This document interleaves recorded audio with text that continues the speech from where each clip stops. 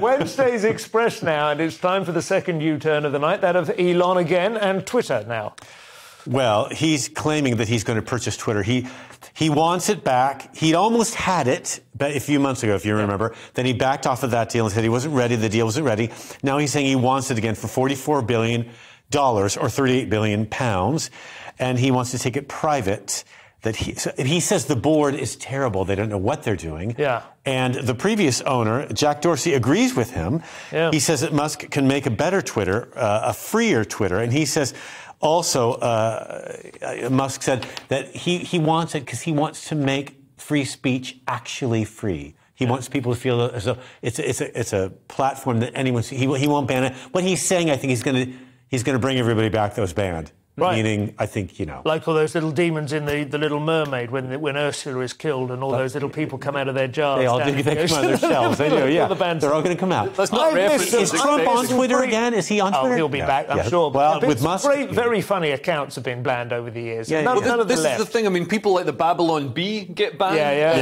Yeah. And they're a satire. They're banned for fake news, but it's satire. It's, by its essence. In the last 2 years, a number of very great, good quality, seriously funny accounts have been banned on one specific issue, which is misgendering and dead naming. It's been absurd. Yeah, George also, libs of TikTok, which all libs of TikTok does is repost content that crazy liberals have posted, and they've been taken down for spreading hate. And it's like, they're not spreading hate. It's just the things that they're doing are so hateful.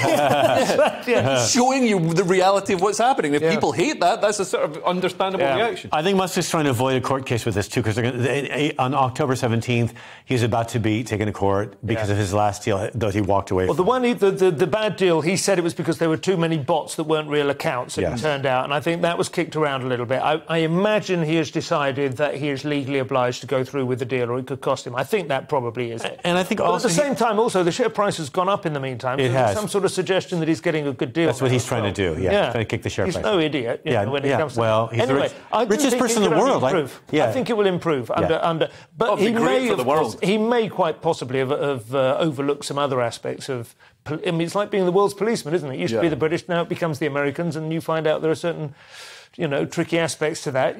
Running the town square is not necessarily easy, but I think his heart's in the right place. And it's harming Tesla as well. Tesla's share price is dropping because obviously those investors are worried that his eye is off the ball. Yeah. And he's, now focused on Twitter instead. Tesla share prices, though, have been so absurdly high. Yeah. Over the last sort of 2 years, they quadrupled, I think, or something over the period of that time when there wasn't really any extra demand for electric cars. They've built a few batteries for third parties.